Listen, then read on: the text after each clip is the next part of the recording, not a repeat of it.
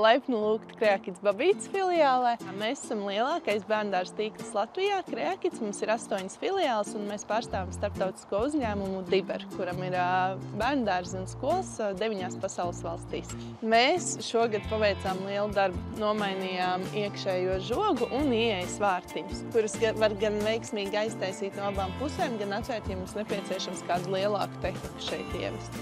Un nozīmīgākais noteikti bija ieejas vārti, kurus mēs nomainījām un uzlikām vārtiņus ar kodu. Šo sistēmu es ieteiktu izmantot visām pirmsskolas izglītības iestādēm, jo tas sniedz papildus drošību. Šobrīd tas ir atrisinājis tādas problēmas, kā atstāti vaļā vārtiņi nejauši vai nepiederoša persona ienākšana dārziņā.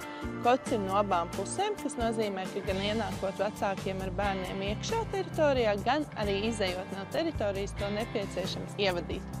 Attiecīgi, tagad bērni nevar paši brīvi pamest pirmsskolas teritoriju, kas sniedz mieru gan audzinātājiem, gan vecākiem par uzturēšanos šeit. Šo uzņēmumu mēs izvēlējāmies tāpēc, ka bija labākais piedāvājums gan cenas ziņā, gan arī pieejamības ziņā. Piemēram, mums ieejas vārtiem bija problēma tāda, ka mēs nevarējām uzstādīt cita veida kodu, jo bija nepieciešams elektrības pieslēgums. Šai sistēmai tas nav vajadzīgs, attiecīgi to var uzstādīt brīvi pēc nepieciešamības. Ieejas sistēma ir uz kodu, no abām pusēm ievadot kodu. Vārtiņi tiek atvērti. Un, kā veiksmīgi vēlos uzsvērt to, ka vārtiņi paši aizvarās ciet.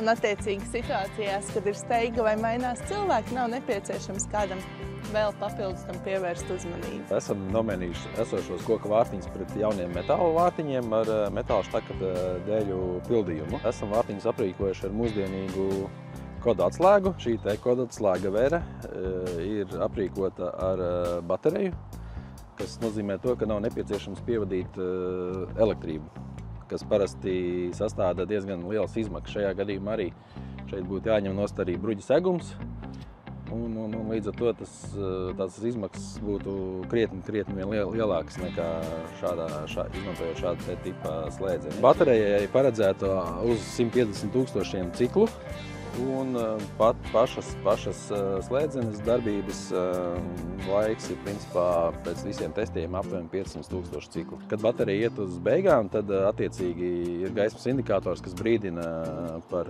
to, ka baterija drīz būs jāmaina. Noteikti svarīgi bija arī tas, ka mēs varējām pielāgot krāsu mūsu līdzinējuma dizainam.